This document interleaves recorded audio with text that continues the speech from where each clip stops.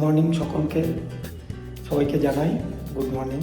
আজকে অফিস যেতে পারিনি কারণ প্রচণ্ড বৃষ্টি হচ্ছিল। সকাল থেকে ঘুম থেকে উঠেই দেখেছি বৃষ্টি হচ্ছে, তবুও যাওয়ার অনেকবার চেষ্টা করেছি কিন্তু হয়ে ওঠেনি।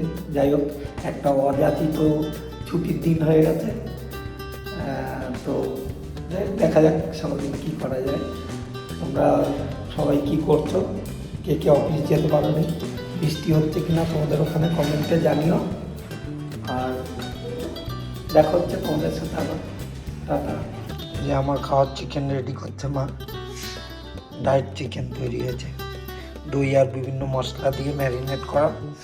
এখন এটাকে দেব রাইস কুকারের মধ্যে দিয়ে তৈরি করব। প্রথমবার দেখা যাক কেমন হয়, পুরোটাই তেল ছাড়া।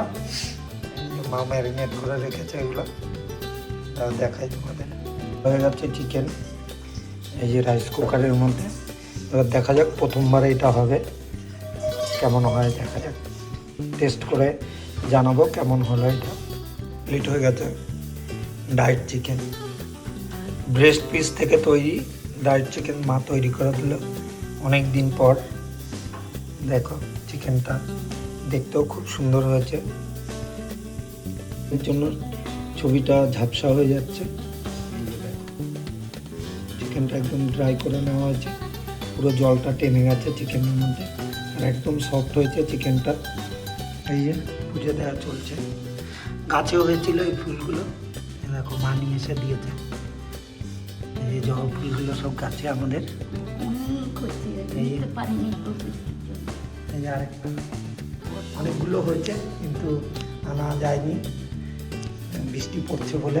বললাম সকাল থেকে প্রচুর বৃষ্টি হয়েছে আজকে। এই যে এখানেও রয়েছে, এই যে ঠাকুর সাজানো হয়ে গেছে, মা পুজো দিচ্ছে, ভোগ দেওয়া বাকি শুধু। এই ফুলগুলো কে দিল? এই ফুলগুলো আমাদের কাছে।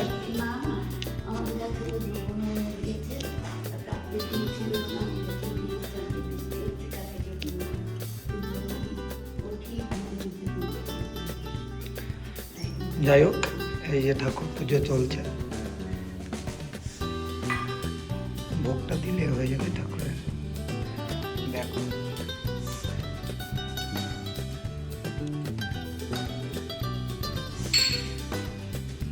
দেখো ঘরের প্রথমে গাছটায় ফুল হয়ে গেছে, দেখো পুরো জবা ফুল, যেমন তোমাদের বললাম যে গাছটার মধ্যে জবা ফুল রয়েছে।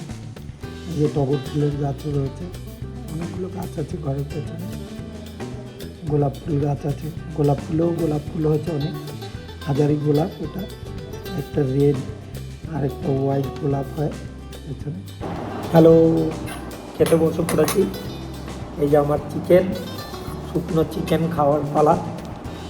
এই যে দেখতে পাচ্ছ ড্রাই চিকেন, এটা ডায়েট দেখালাম তোমাদের রান্না করার সময়। আর এখন খেতে বসে পড়েছি। দই কিছুটা আছে, এটা তৈরি করার সময়ও দই এর সাথে ম্যারিনেট করে দেওয়া হয়েছিল, এখনও কিছুটা দই আছে এর সাথে। তো যাই হোক, এটাই খাওয়ার।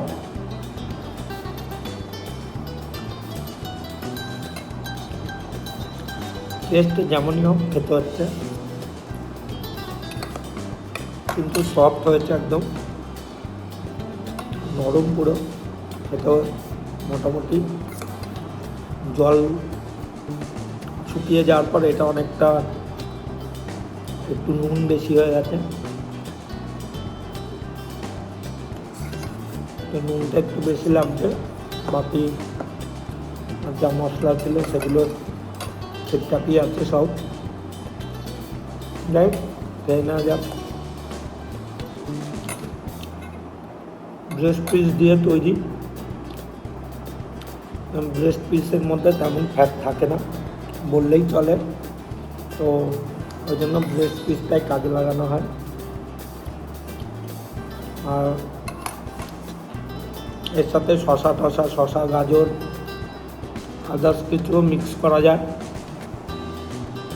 মিক্স করে খাওয়া যায়, সেটাও ভালো লাগে খেতে।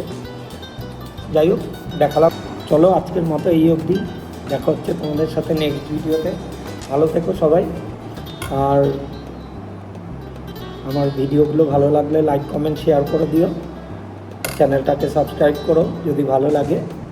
তো যাই হোক, আজকের মতো টাটা, দেখা হচ্ছে তোমাদের সাথে আবার। ভালো থেকো সবাই।